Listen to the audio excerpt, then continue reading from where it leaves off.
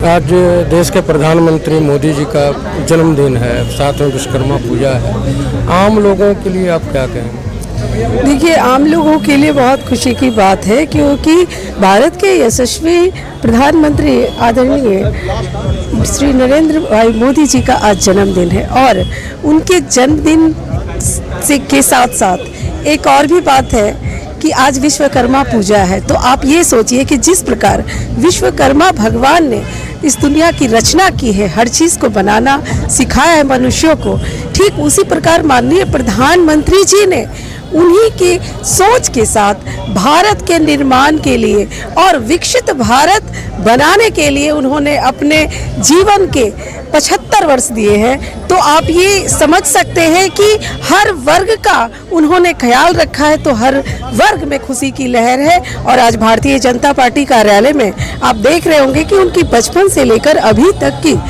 तस्वीरें हैं, प्रदर्शनी लगाई गई है और उनके जन्मदिन के उपलक्ष्य में ब्लड डोनेशन कैंप लगा हुआ है युवा मोर्चा की ओर से, चाय का स्टॉल लगा हुआ है, चाय पे हम लोग बात करेंगे।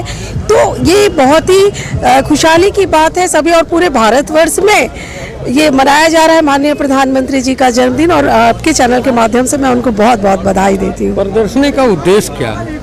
देखिए, प्रदर्शनी का उद्देश्य ये है कि हमारे माननीय प्रधानमंत्री जी ने आज तक जिस प्रकार से काम किए हैं, उन्होंने क्या क्या काम किया है, किस तरह से वो अपने जीवन काल में आगे बढ़ते गए, ये प्रदर्शनी में दिखाया गया है। उनके बचपन से लेकर अभी तक आपने देखा होगा कि लगभग 225 रथ भी रवाना किए गए थे कल गांधी मैदान से, और बचपन से लेकर अभी तक के उनके सफ़र को दिखाया गया है। और अभी जो आप प्रदर्शनी देख रहे हैं, तो उनके जो ऐतिहासिक वर्क है उनको दिखाया गया है। एक सवाल है मैडम, इस आज के कार्यक्रम से हट करके आरजेडी के पूर्व प्रत्याशी मुंगेर लोकसभा, उनके पतिदेव ने कहा कि भूरा बाल साफ कर देंगे, इसको आप कैसे देखती हैं? देखिए, हम लोग तो भारतीय जनता पार्टी के लोग हैं और हम लोग सबका साथ सबका विकास के मार्ग पर चलते हैं, लेकिन ये आरजेडी वाले कभी जात को लेकर तो कभी धर्म को लेकर, उनका काम ही यही है, उनको विकास नहीं करना, उनको काम नहीं करना।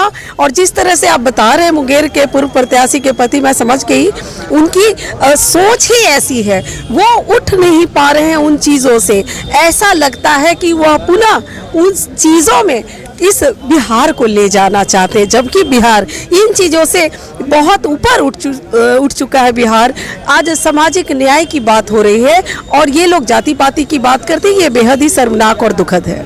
ऐसे लोगों पर सरकार क्या कार्रवाई करेगी? देखिए, कार्रवाई सरकार अगर करना चाहे तो करेगी सरकार, लेकिन जनता ज़्यादा कार्रवाई करेगी और जनता उन्हें चुनाव में जवाब देगी कि इन सभी बातों को मंच पर रखने से क्या होता है, जनता पे क्या इम्पैक्ट पड़ता है, और जनता निर्णय लेती है। भाई, उनके मंच से हमारे माननीय प्रधानमंत्री जी की मां को गाली दी जाती है और उनके मंच से अभी अभी आपने देखा उनकी एमएलसी है, महिला एमएलसी परमिला ठाकुर, किस प्रकार उन्होंने अभद्र टिप्पणी की हमारी माननीय प्रधानमंत्री जी पे। तो आप ये समझ सकते हैं कि उनका चाल चरित्र चेहरा यही है, उनका जो बोलने का एक शैली होना चाहिए एक पॉलिटिशियन का, वो बिल्कुल गिर चुका है और ओछी राजनीति वो लोग कर रहे हैं। गाली गलौज के बात पर विपक्ष के लोगों का कहना है कि लोकतंत्र में गाली गलौज का जो प्रचलन शुरू किया गया वो भाजपा के लोगों के द्वारा ही किया गया। एक दिन आपके प्रदेश अध्यक्ष जो हैं दिलीप जायसवाल जी, उन्होंने पत्रकारों के समक्ष कहा कि मैं तो गाली का डिक्शनरी हूँ। देखिए, ये उनके लिए था, जो लोग गाली देते हैं उनके लिए ये जवाब था कि हमारे पास भी गाली की डिक्शनरी है।